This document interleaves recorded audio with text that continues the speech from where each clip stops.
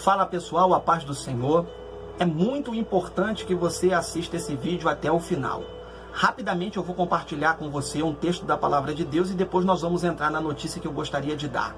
Se você tiver uma Bíblia, abra ela na primeira epístola de Paulo a Timóteo, capítulo 4, versos 1 e 2. Diz assim: Mas o Espírito expressamente diz que nos últimos tempos apostatarão alguns da fé, dando ouvido a espíritos enganadores e à doutrina de demônios, pela hipocrisia de homens que falam mentiras, tendo cauterizado a sua própria consciência. Agora vamos à notícia. O site de notícias evangélicas aqui no Brasil, Gospel Prime, um site muito respeitado, que diariamente traz notícias relevantes do mundo cristão no mundo inteiro para nós. Esse site noticiou algo que é muito relevante para os dias que nós estamos vivendo. O título da postagem é Igrejas Liberais, está até aberto aqui no meu computador. Igrejas liberais estão morrendo, mas as conservadoras crescem. Esse é o título da notícia dada pelo site Gospel Prime. Segundo esse site, pela notícia que ele está informando, eu vou ler para vocês o que diz aqui. Estudo mostra que a crise teológica e moral resultou em fechamento de várias igrejas na América do Norte. Igrejas protestantes mais antigas estão em apuros. Um relatório de 2015 feito pelo Centro de Pesquisa Pew mostra que essas congregações, que no passado eram a maioria no cenário cristão, estão diminuindo rapidamente nos Estados Unidos, perdendo quase 1 milhão de membros por ano. Agora vamos às causas dessa perda de membros. Com menos fiéis diminuíram as entradas e com elas as igrejas entraram em declínio. Dezenas de templos estão sendo fechados anualmente na América.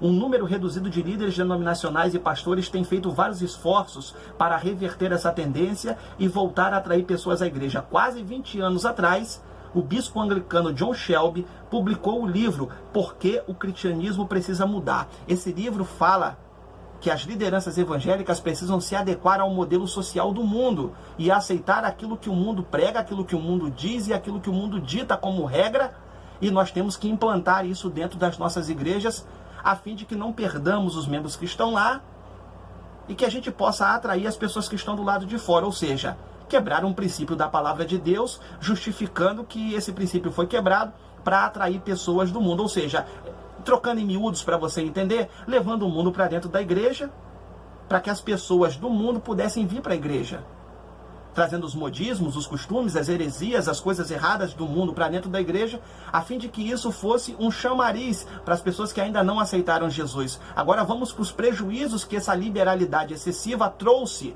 O primeiro prejuízo foi a perda de mais de 1 milhão de almas por essas igrejas. Agora vamos às igrejas.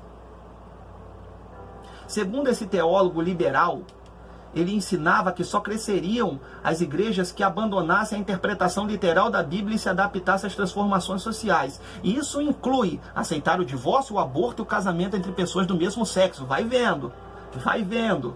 Ironicamente, o livro era apresentado como um antídoto para o declínio das grandes denominações evangélicas que eram conservadoras na época. Segundo o respeitado jornal norte-americano The Washington Post, esse tipo de teologia defendido por este teólogo ainda é popular e especial nas igrejas mais tradicionais da América, dentre elas a Metodista Unida, a Igreja Evangélica Luterana, a Igreja Presbiteriana, igrejas centenárias e Igreja Episcopal. Todas essas igrejas estão sofrendo o impacto da liberdade excessiva que elas concederam aos seus membros e os modismos e o mundanismo que elas levaram para dentro de suas denominações e igrejas. Vamos lá, agora nós vamos para a notícia mais cruel. Após 2 décadas, os números mostram que essa mentalidade liberal não apenas foi incapaz de resolver o problema de declínio na frequência de pessoas da igreja, mas em alguns casos dividiu e enfraqueceu as denominações. Na Igreja Unida no Canadá, um levantamento recente mostra, agora preste atenção, que 20% dos pastores afirmaram não crer no Deus descrito da Bíblia.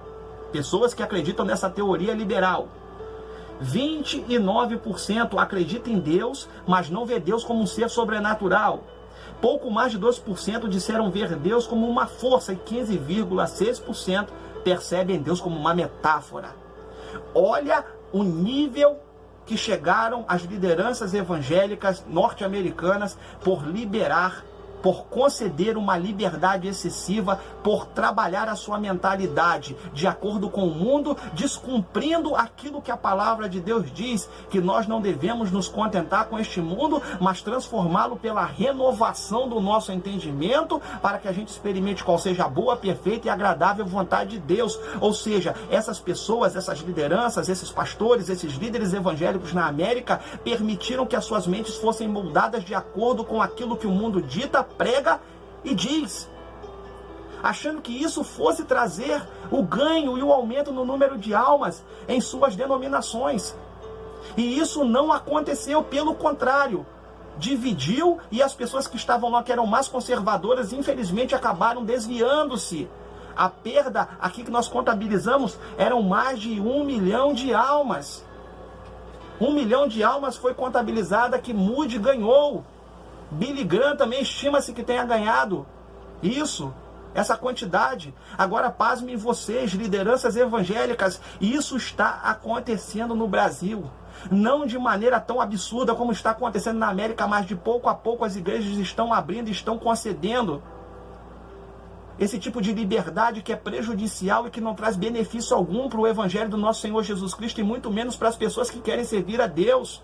Não é liberando tudo, não é aceitando tudo, não é concordando com tudo, não é levando o mundo e seus modismos para dentro da igreja, não é permitindo que a igreja se torne um baile que nós vamos fazer com que as pessoas aceitem a Jesus e fiquem firmes na sua presença.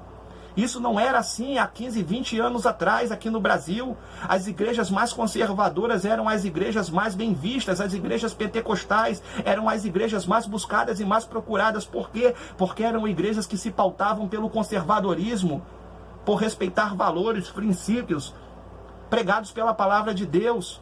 É inadmissível o que vem acontecendo hoje.